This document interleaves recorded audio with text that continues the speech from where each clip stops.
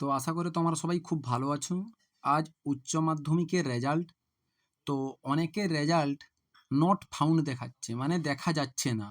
আমি এখানে roll number, registration number দিয়েছি, আমি সাবমিট করছি। দেখো সাবমিট করার পর কিন্তু এইরকম আসছে যে ইনভ্যালিড রোল নাম্বার, বুঝতে পারলে? তো যাদের যাদের এই যে ইনভ্যালিড রোল নাম্বার এবং রেজিস্ট্রেশন নাম্বার দেখাচ্ছে, তার মানে এই নয় তারা কিন্তু ফেল করে গেছো। এইটা বাই ডিফল্ট তোমাদের কিন্তু শো করছে না। তোমরা স্কুলের সঙ্গে কন্ট্যাক্ট করো, হয়তো তোমাদের মার্কশিটে কিন্তু সঠিক রেজাল্টটা চলে আসবে। কারণ তোমাদের যে ওয়েবসাইটে টোটাল দুটো রেজাল্ট বর্তমানে শো করছে, একটা নিউ রেজাল্ট, একটা ওল্ড যারা ফেল করে গেছিলো আগে ওদের রেজাল্ট। তো এই যে রেজাল্টটা তোমাদের, যাদের যাদের ইনভ্যালিড রোল নাম্বার এবং রেজিস্ট্রেশন নাম্বার দেখাচ্ছে, ভয় পাওয়ার কোনো কারণ নেই।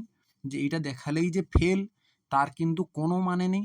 তোমরা স্কুলে যাও, স্কুলের স্যারেদের সঙ্গে কন্ট্যাক্ট করো, কিংবা তোমরা মার্কশিটটা হাতে নাও, দেখবে তোমরা ওখানে কিন্তু তোমরা যে যা নাম্বার আশা করেছিলে সেই নাম্বার পেয়ে কিন্তু তোমরা পাস করবে, বুঝতে পারলে? তো এইটা দেখানো মানে কিন্তু কখনো ফেল নয়। দেখাচ্ছে না মানে এইটা ভাববে বাই ডিফল্ট কোনো একটা ইস্যু হচ্ছে, বুঝতে পারলে? যে তোমার রেজাল্টটা হয়তো ওরা শো করায়নি, কিন্তু তোমার মার্কশিট তুমি স্কুলে আনতে যাবে, দেখবে ওখানে তুমি কিন্তু পাস করে গেছো। এইটা দেখানোর অর্থ কখনোও কিন্তু তুমি ফেল করে যাওনি।